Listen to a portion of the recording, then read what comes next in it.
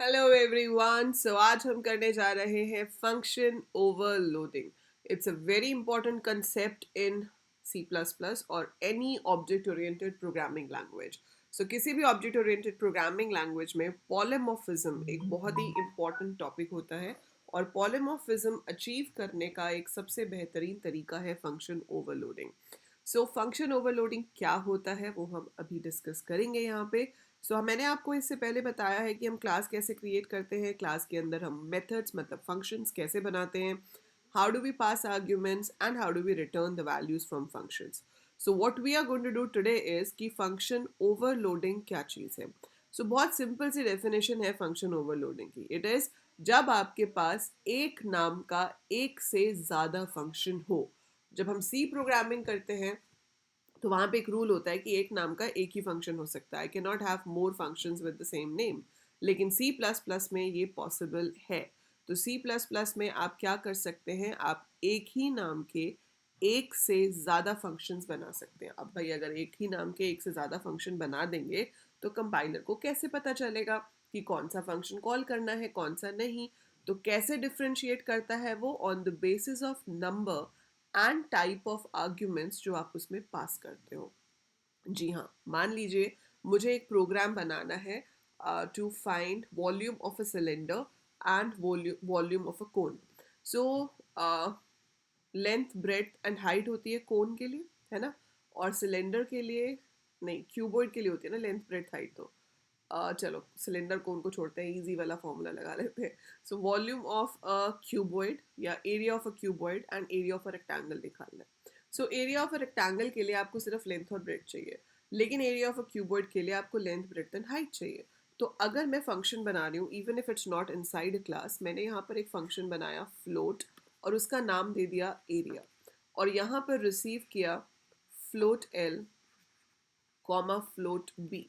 दो मैंने यहाँ पर रिसीव किए हैं। मैं यहाँ पर रिजल्ट कैलकुलेट कर सकती हूँ ए, और ए में मैंने कैलकुलेट कर लिया एल मल्टीप्लाइड बाय बी, और फिर मैंने उसको यहाँ पे या तो प्रिंट करा दिया या रिटर्न करा दिया, that's up to me.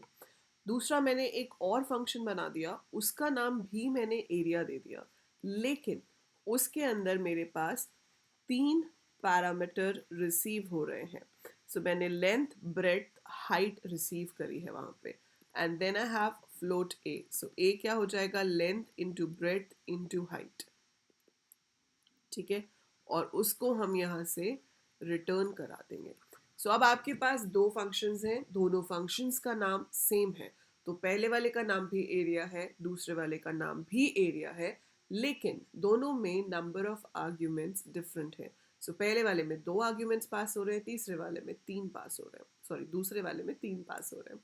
You have different number of arguments. तो जब इसको कॉल किया जाएगा किसी और फंक्शन से, तो डिपेंड करेगा कि आपने इसमें कितने एलिमेंट्स पास किए हैं।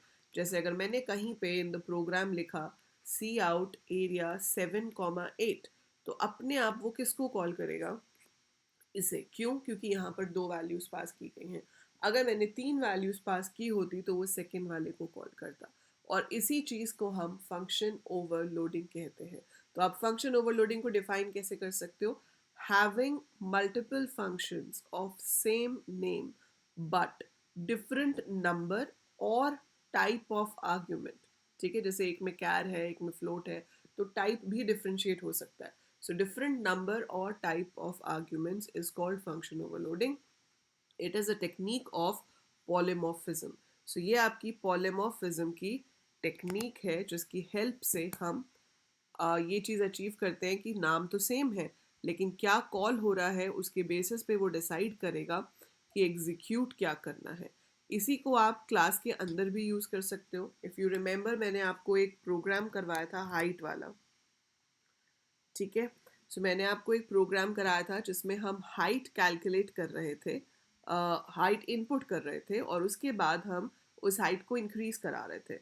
You could increase the height with the help of one function जिसमें हम एक इंटीजर रिसीव कर रहे थे और उतने इंच से हमने हाइट को इंक्रीज किया था।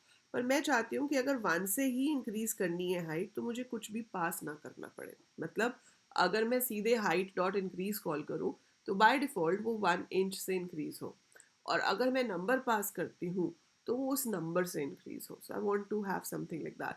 तो वो कैसे पॉसिबल है?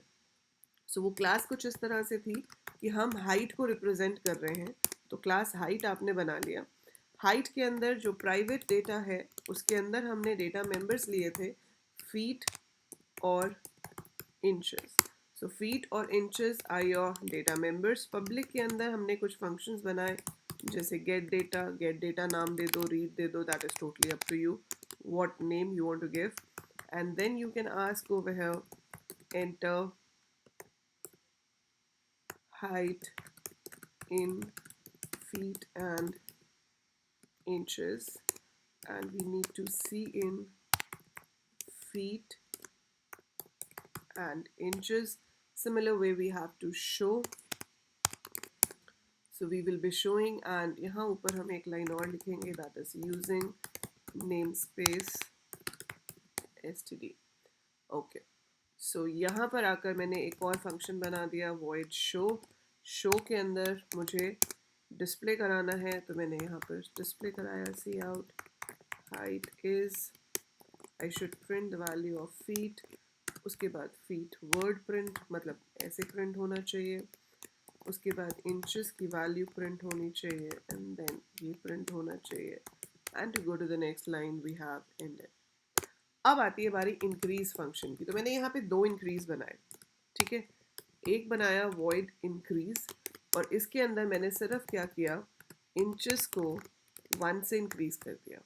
और फिर चेक कर लिया कि भाई इंचेस अगर 12 हो जाते हैं तो आपके इंचेस तो हमें 0 करने हैं और जो फीट है वो 1 से इंक्रीज करना है. तो इसमें 12 से ज़्यादा तो हो ही नहीं सकते.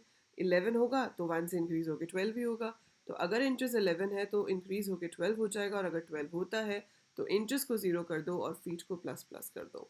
Now for the second one, मुझे इसको कॉपी किया, मैंने यहाँ पेस्ट कर दिया. इसमें मैं एक आर्ग्यूमेंट रिसीव कर रही हूँ. I am receiving an argument और यहाँ प्लस प्लस की जगह मैंने प्लस इक्वल टू एक्स कर दिया और यहाँ पर कर दिया ग्रेटर देन इक्वल टू 12, कि अगर 12 को एक्सीड कर गया है तो 12 उसमें से माइनस कर दो और फीट को 1 से इंक्रीज कर दो. So that is it. अब हमें यहाँ पर क्या करना है, अब हमें यहाँ पर इसके ऑब्जेक्ट्स लेने हैं. तो मैंने हाइट के दो ऑब्जेक्ट्स लिए ए और B. A dot get data कराया. सो ये मैंने फंक्शन का जो नाम दिया है कोई हार्ड एंड फास्ट रूल नहीं होता. हमने पिछली बार इनपुट दिया था, आप गेट डेटा दो, रीड दो, जो देना चाहते हो दे सकते हो, कोई डिफरेंस नहीं है उसमें. That is totally up to you कि हम क्या नाम देते हैं.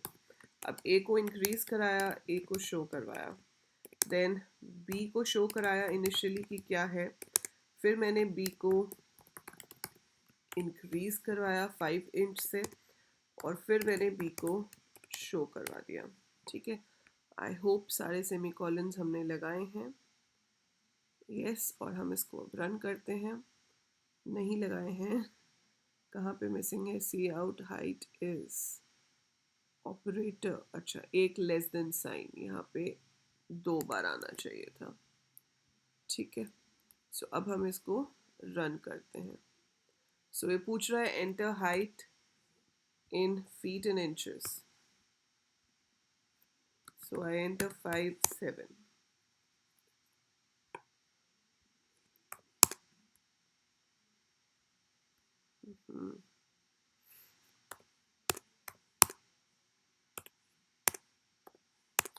So ये दो फीट, दो हाइट्स ऐड हो गई. तो पहली हाइट थी 7 फीट 6 इंच. 1 से इंक्रीज होगा क्योंकि हमने सिर्फ इंक्रीज कॉल किया था. तो यहाँ पे आप देख रहे हो इसके साथ मैंने इंक्रीज कॉल किया था तो इसने 1 वाला कॉल किया, 7 फीट 7 इंच हो गया. जब मैंने 5 पास किया तो उसने ये सेकेंड वाले को कॉल किया और ये 8 फीट 8 इंच हो गया. तो आपके पास दो दो इंक्रीज फंक्शन है, लेकिन कौन सा वाला काम करेगा, ठीक है, वो टोटली इस चीज़ पे डिपेंड करेगा कि आपके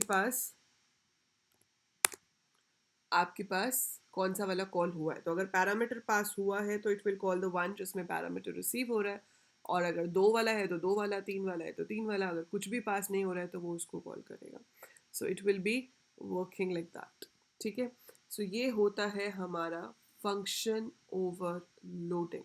सो फंक्शन ओवरलोडिंग फिर से देख लीजिए, बाकी की क्लास बिल्कुल सेम है.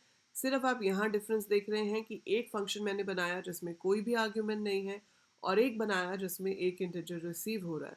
तो कौन सा वाला कॉल होगा वो डिपेंड करेगा कि आपने कॉल करते टाइम कैसे कॉल किया है। If you have not passed anything तो वो फर्स्ट वाले को कॉल करेगा, अगर आपने पास किया है तो वो सेकंड वाले को कॉल करेगा। और ऐसा नहीं है कि पहले वाले के साथ ही फर्स्ट वाला हो सकता है, आप ऐसे भी कर सकते हो।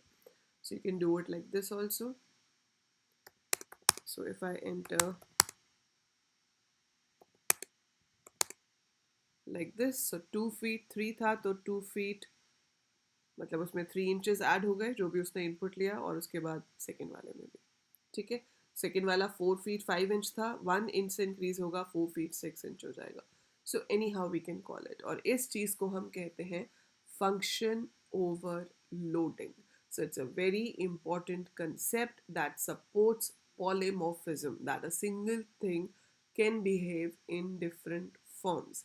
तो यहाँ पे सेम नाम का फंक्शन अलग तरीके से काम कर सकता है क्योंकि उसकी हमने दो डेफिनेशंस दी, और कौन सी डेफिनेशन एग्जीक्यूट होगी वो इस चीज़ पर डिपेंड करेगा कि आप कौन से आर्ग्यूमेंट्स पास कर रहे हो। सो that is it for this video. आप इसे ज़रूर ट्राई कीजिएगा। मैंने आपको एक और क्लास ट्राई करने को कहा था टाइम, जिसमें आप hours minutes and seconds as data members लेंगे, आवर्स मिनट्स एंड सेकेंड्स। तो आपको वहाँ पे अब क्या करना है, आपको यही सेम चीज़ करके देखनी है, इंक्रीज। तो अगर मैं सिर्फ इंक्रीज कॉल करूँ तो सेकेंड शुड इंक्रीज बाय 1, अगर मैं नंबर ऑफ सेकेंड्स पास करूँ तो it should increase by that many seconds. आप ऐसे भी कर सकते हो कि मिनट्स और सेकेंड्स दोनों पास करो, वो आपकी एक्सपेरिमेंट की अपनी मर्जी है। और जो मिनिमम मेरी तरफ से आपको करना है वो है 1 सेकेंड से increase and number of given second से increase, and the time should be normalise. मतलब अगर 60 सेकेंड्स हो जाते हैं तो वो मिनट में ऐड होना चाहिए, अगर 60 मिनट्स हो जाते हैं तो it should be normalize to the hours. So try this out and do write in the comments, let me know कि यस मैम हो गया, नहीं हुआ, कोई प्रॉब्लम आ रही है तो भी मुझे कमेंट में लिख के बताइए, ताकि I should solve it for you and we can discuss it this program in a live class. तो लाइव क्लास जो है हमारी, मैं कोशिश करूँगी वीक में एक लाइव क्लास रखूँ, और वो लाइव क्लास आपकी कहाँ पर होगी, वो लाइव क्लास होगी हमारी अपनी साइट पे, जिसका नाम है alcoders.co.in। तो आप इस साइट पे जा सकते हैं और इस साइट पे जाकर इस कोर्स को यहाँ से भी एक्सेस कर सकते हैं।